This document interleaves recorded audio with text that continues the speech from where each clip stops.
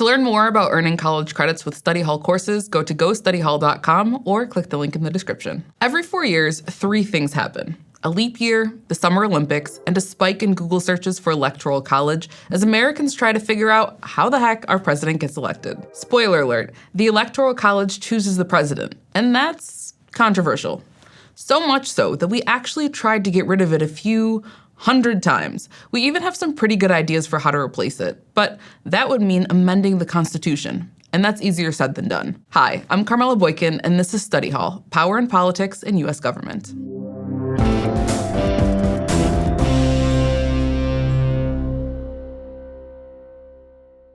Let's back up. When I check the box next to the name of the person I want to win in November, am I not voting for the president? Well, you are. Sort of. But in the presidential election, there are actually 2 votes. The popular vote that you or I vote in, and the Electoral College vote. Wait, before you start Googling, let me tell you what it is. Basically, when you vote for president, you're actually voting for a group of electors, which are people chosen by the political parties in each state. These people go on to formally vote to elect the president. So there are 538 electors in the Electoral College, and candidates need to win the majority of Electoral College votes to be president, which is, divided by 2, add the 1, 270 votes. If no one gets a majority, then the House of Representatives decides who becomes president. That's happened twice, both back in the 1800s. Each state gets the same number of electors as congressional representatives. That's 2 senators and at least 1 House representative per state. For example, Wyoming has 1 House member and 2 senators. So Wyoming has 3 electors. Illinois has 17 representatives and 2 senators, so it gets 19 electors. Washington, D.C. also gets 3 electors, even though it doesn't have full congressional representation. The Constitution pretty much leaves it to the states to decide how to choose their electors and how they give out their precious electoral votes. 48 states use a winner-take-all system that awards all their votes to whoever wins the popular vote in that state. Pretty straightforward. But Nebraska and Maine award their electoral votes differently. They give 2 electoral votes to the winner of the popular vote in the state, and then 1 to the winner of the popular vote in each of their congressional districts. For example, Maine has a total of 4 electoral votes. In 2020, Joe Biden won the popular vote in one of Maine's congressional districts, while Donald Trump won in the other. But Biden still had more votes in the state overall. So, Maine awarded 3 votes to Biden and 1 vote to Trump. The electors cast their votes in December. Those votes are then tallied by Congress on January 6th, which is the official date when we know who won. But we can usually predict who has won soon after the general election because Electoral College votes are based on the popular vote. And only once in a great while will electors cast their vote for some random person that their state didn't vote for, or for no one at all. These faithless electors don't vote the way they're pledged to vote and can actually face fines from their state legislature or be replaced. So that's how we actually elect our president. But why? Well, the Electoral College was a compromise. The framers considered 2 other options for selecting the president: a national popular vote or letting Congress decide. But they had concerns with both of those options. The 13 former colonies were very different from each other. There was no highway system connecting them, and no internet or social media for quick and easy contact. Information traveled only as fast as a horse could run. Literally. So the framers worried that voters wouldn't learn about candidates from other parts of the country, and they'd vote for people from their home state out of familiarity. Meaning the candidate from the more populated states would be more likely to win. But the idea of having Congress or state legislatures choose the president also made the framers wary. They thought it might invite corruption or cronyism and undermine the separation of powers.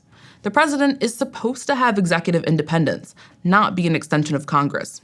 So they compromised. But like with most compromises, the Electoral College was the option that could be lived with, not some great solution. And its flaws became known pretty quickly. The Constitution originally set up the Electoral College very differently from how it is today. And in 1800, those rules meant that Thomas Jefferson and Aaron Burr both received the same number of electoral votes.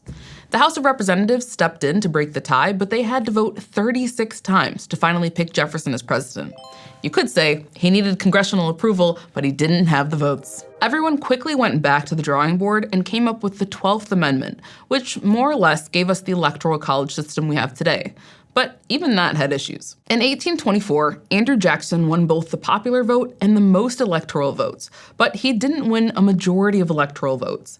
So the House of Representatives had to step in again, and they chose John Quincy Adams, not Jackson. As time has gone on, we've also noticed some other effects of the Electoral College. Despite the framers trying to avoid handing significant influence to some states over others, the current system does just that. Like plotting out moves on a game board, candidates have to be strategic about where they spend their precious resources.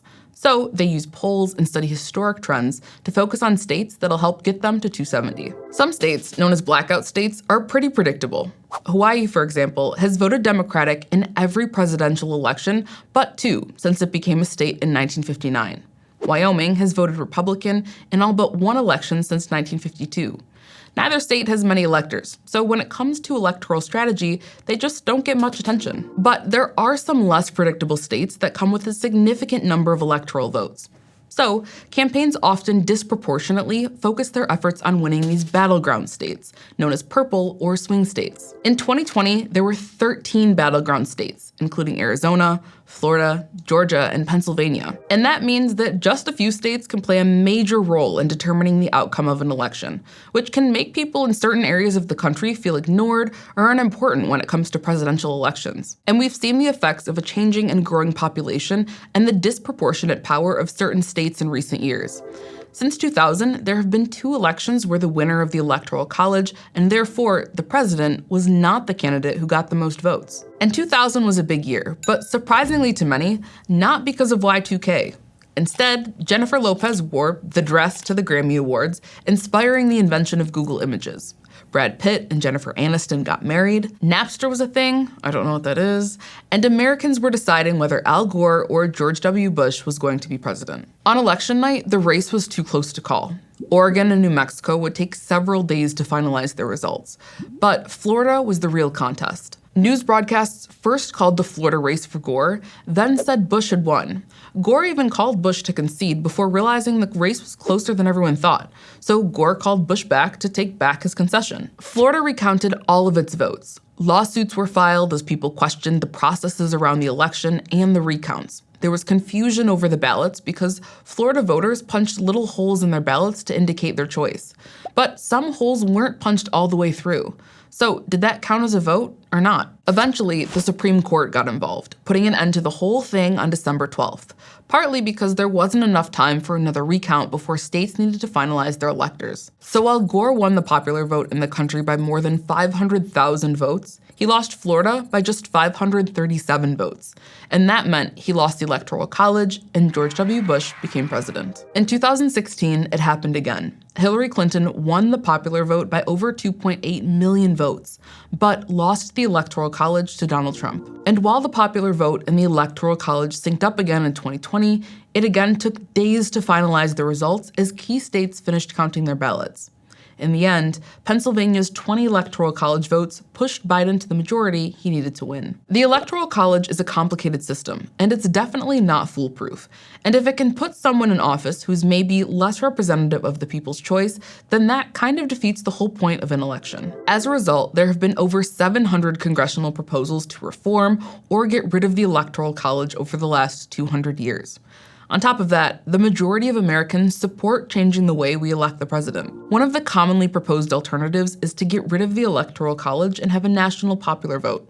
Simple. Doing so would get rid of the disparity between battleground and blackout states and truly embody the concept of one person, one vote. But one outcome of a national popular vote could be shifting the focus of campaigns from battleground states to certain areas within the states.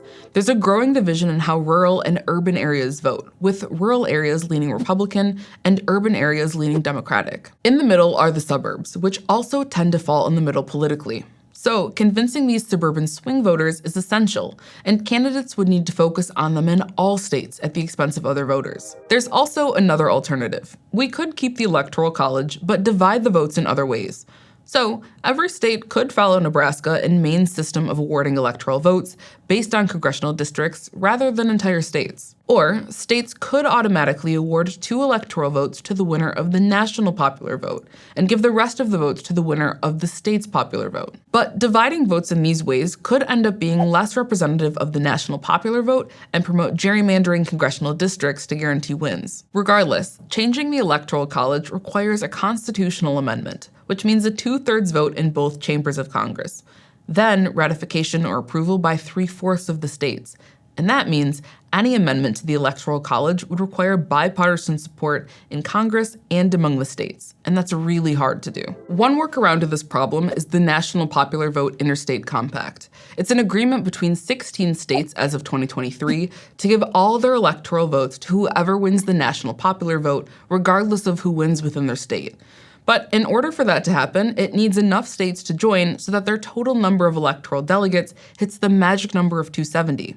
As of 2023, there are 205 electoral votes from the 16 states and DC. Clearly, it's really hard to change the Electoral College. On one hand, it should be.